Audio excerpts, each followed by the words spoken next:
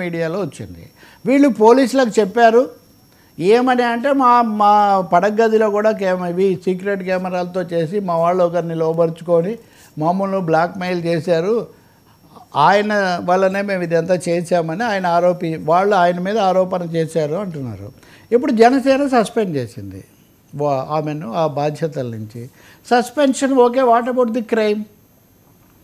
జనసేన చేసిందంటే కొంతవరకు తీసుకుంటుంటే కదా. మరి కొన్ని కేసుల్లో లీకులకేమో మనం షేక్ అయిపోయి, కొన్ని కేసుల్లో లీకులేమో కానీలే స్లో అంటే ఎలా కుదురుతుంది? ఇప్పుడు ఇక్కడ జరగకపోయినా బొజ్జల సుధీర్ రెడ్డి ఈరోజు మీడియాతో మాట్లాడారు. ఆయన ఇవన్నీ పూర్తిగా ఖండించేసాడు. నాకేం సంబంధమే లేదు అసలు, ఎప్పుడో వాళ్ళకు నాకు అసలు.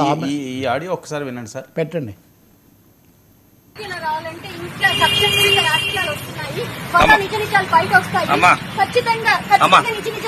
ఎవరమ్మా కారణం ఉన్నారు వెనకాల?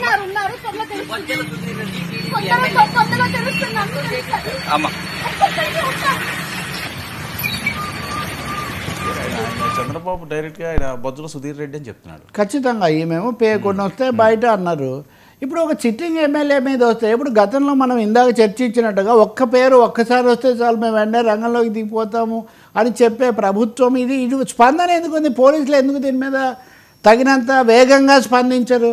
అంటే నిందితులు ఎవరైనా, ఆరోపణలు ఎవరి మీద వచ్చినా ఉన్నదాన్ని పూర్తిగా షేర్ చేసుకోవాల్సిన బాధ్యత లేదా? ఎందుకు హుషప్ చేయడం ఎందుకు? నేనేం సుధీర్ రెడ్డి అని నేనేం చెప్పట్లేదు, బట్ ఆ పేరు వచ్చింది, వాళ్ళు నిందితులుగా ఉన్న వాళ్ళు స్పష్ట లీక్ కూడా కాదు ఇది. లీకులకే షేక్ అయిపోయిన పరిస్థితి పోయి వాళ్ళు బహిరంగంగా చెప్తే కూడా పోలీసులు ఎందుకు గుమ్మనంగా ఉన్నారు, తగినంత చర్య వాళ్ళు ఎందుకు తీసుకోవట్లేదు అనే ప్రశ్న వస్తుంది. ఇప్పుడు సుధీర్ రెడ్డి ఈరోజు చెప్పాడు, ఆయన నా పేరు చెప్పారు, నాకేం సంబంధం లేదు, ఓకే, ఎవరైనా ఆత్మరక్షణ తనను తాము చెప్పుకోవచ్చు, కావాలంటే దేవుడి దగ్గర వచ్చి ప్రమాణం చేస్తాను. నేను అదే దేవుడు వర్సెస్ కోర్టు. సరే, అసలు ఒక ప్రజాప్రతినిధి ఆ వాయిస్ ఉందమ్మా, పెట్టండి, ఇవ్వండి. కుటుంబ సభ్యులతో అందరితోని, తమ్ముళ్ళు, అత్తలు, మామూలు మొదటిసారి గెలిచిన తర్వాత రావడం జరిగింది. అందులో మాకు కూడా కుదరలేదు, టైం కుదరలేదు. తర్వాత ఫ్యామిలీ మెంబర్స్ అందరితో కూడా యూఎస్ నుంచి రావడం, అందరూ కలిసి వచ్చి బ్రహ్మాండంగా దర్శనం అయింది. అందరూ బాగుండాలా, సర్వే జన సుఖనో భవంతు అని చెప్పి కోరుకున్నాం. చంద్రబాబు నాయుడు గారు, నారా లోకేష్ గారు కుటుంబం చల్లగా ఉండాలి. వాళ్ళు బాగుంటే మేము బాగుంటాం, మేము బాగుంటే ప్రజలందరూ బాగుంటారు ఉద్దేశంతో చేస్తుంటారు. క్లీన్లీనెస్ బాగుంది, ఎక్కడ కూడా ఇబ్బంది లేకుండా బాగా దర్శనం బాగా జయగో గారు బాగా చేయించారు.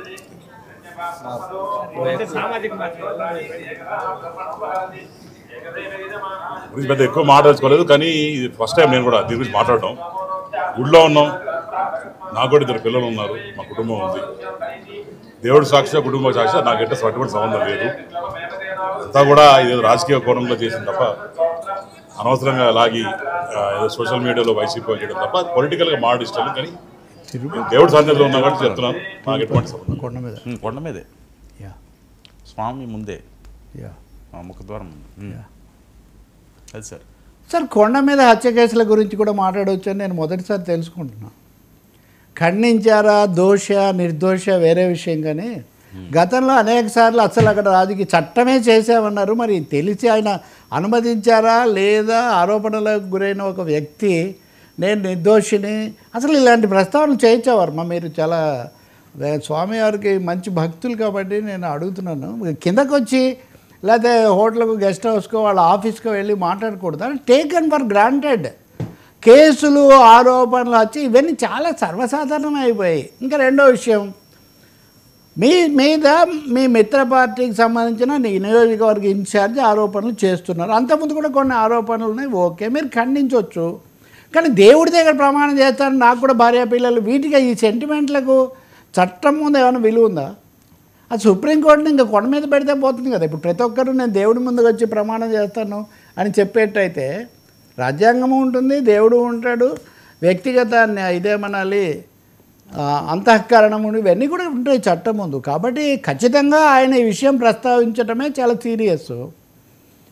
ఏదైనా చెప్పేది ఉంటే పోలీసులకు చెప్పాలి తప్ప దైవ సాన్నిధ్యంలో అందరూ ఉండే చోట రాజకీయాలు చాలా తక్కువగా, మహా అయితే అందరూ బాగుండాలి, ప్రార్థించాము, ఇట్లాంటివి చెప్తారు. కానీ ఒక ఆరోపణలు ఎదుర్కొంటున్న ప్రజాప్రతినిధి మరి దీని మీద చైర్మన్ గారు కానీ టీటీడీ వారు కానీ ఏమైనా స్పందిస్తారేమో నాకు తెలియదు. ఎందుకంటే ఇప్పుడు రాష్ట్రంలో లెక్కలేనన్ని కేసులు ఉన్నాయి. ఇప్పుడు ప్రతి కేసులో నిందితుడు అక్కడికి వచ్చి పూజ చేసి నమస్కారం పెట్టి నేను వచ్చి నిర్దోషిని అని చెప్తుంటే ఇదొక ప్రహసనంలాగా ప్రార్థనా స్థలము, అందులో కూడా ప్రపంచంలో చాలా అత్యధికమైన భక్తులు ఉన్నటువంటి చోట ఇది జరగడం అనేది నిజంగా ఇది నేను అనుకుంటాను దేవుడి ముందు ప్రమాణం చేస్తాను వీటికేం చట్టం ముందేం విలువ ఉండదు. రెండోది అధికార పార్టీ ఏం చర్య తీసుకుంటుంది? జనసేన సస్పెండ్ చేసింది. అధికార పార్టీ వివరణను అడిగిందా? ఆయన ఏదో అమెరికాలో ఉండి వచ్చానని చెప్తున్నారు కాబట్టి బొజ్జల గోపాలకృష్ణకు బాగా తెలుసు, చంద్రబాబు కూడా సమకాలికుడు ఇదంతా.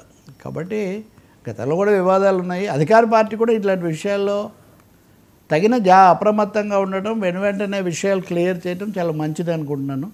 బిఆర్ నాయుడు గారు చైర్మన్ గారు కేసులో ఆరోపణల గురించి కొండ మీద మాట్లాడకండి అని ఒక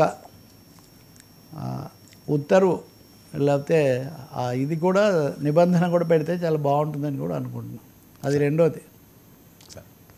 సరే, ఏపీలో భూసేకరణ సవాళ్ళు, రైతులను ఒప్పించే ప్రయత్నాలు, సమీకరణకు ప్రతిపాదన జరుగుతున్నాయి. మరొక వైపు పవన్ కళ్యాణ్ గారు దీన్ని అపోజ్ చేశారు, ఆగింది అని చెప్పి మరొక వార్త వస్తున్నది. అంటే తప్పకుండా ఏపీలో వరుసగా ఉన్నాయి. రేపు నంద్యాలలో రేపు 20వ తారీఖు ఒక సెమినార్ కూడా పెట్టుకుంటున్నారు వాళ్ళు. ఒక చోట కాదండి, ఉత్తరాంధ్రలో కానీ ప్రతి చోట ఈ భూముల సేకరణ అనేది ఒక పెద్ద తతంగం అయిపోయింది. ఇప్పుడు ఎక్కడికో వెళ్ళటం కాకుండా ముందు మనం రాజధాని అమరావతిలోనే మొదలు పెడితే మొదటి విడత ఇంత గందరగోళంగా ఉంటే మీరు రెండో విడత భూసేకరణ చేయడం ఏంటి? మేము ఇదివరకు ఇచ్చినా కూడా మాకు వెనక్కి ఇచ్చేయండి